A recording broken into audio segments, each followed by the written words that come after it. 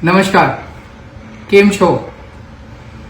विसावदार का चुनाव अभी होने वाला है, बाई इलेक्शन, और मुझे लगता है कि महीने डेढ़ महीने में शायद इसका अनाउंसमेंट हो जाएगा।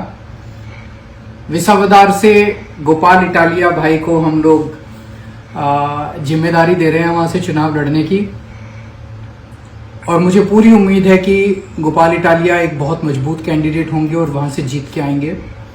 मेरी पार्टी के सभी कार्यकर्ताओं से, पूरे गुजरात के सभी कार्यकर्ताओं से, सभी लीडर्स से अपील है कि आप पूरा दम के साथ काम कीजिए इस विधानसभा के चुनाव के लिए, और हम सब लोग मिलके जरूर बीजेपी और कांग्रेस दोनों को हराएंगे। दोस्तों, સૌથી પહેલા તો હું ગુજરાતના તમામ લોકો અને વિસાવદરના ખેડૂતોનો આભાર માનીશ કે ઘણા લાંબા સમયથી એમની લાગણી હતી કે ગોપાલભાઈ ઇટાલિયા વિસાવદરથી ચૂંટણી લડે।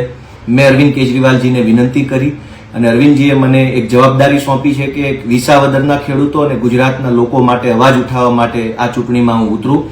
દોસ્તો, હું આશા રાખું છું કે આમ આદમી પાર્ટીના સૌ કાર્યકર્તાઓ, ગુજરાતના તમામ એ લોકો કે જે લોકો તાનાશાહી સામે લડવા ઈચ્છે છે, ખેડૂતોનો અવાજ બનાવવા ઈચ્છે છે, એ લોકો મને આમ આદમી પાર્ટીને મદદ કરે। અને ખાસ કરીને વિસાવદરના ખેડૂતોનો વિશેષ આભાર માનીશ।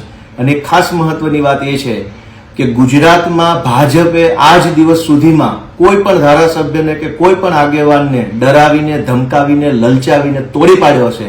પણ આ વખતે મારી ચેલેન્જ છે કે ભાજપની અંદર તાકાત હોય એટલી તાકાત લગાવી લે, પણ ગુજરાતના ખેડૂતોનો અવાજ, ગુજરાતના વિસાવદરના ખેડૂતોનો અવાજને નહીં ઝુકાવી શકે અને ગોપાલ ઇટાલિયાને ભાજપ ક્યારેય ડરાવી કે તોડી નહીં શકે।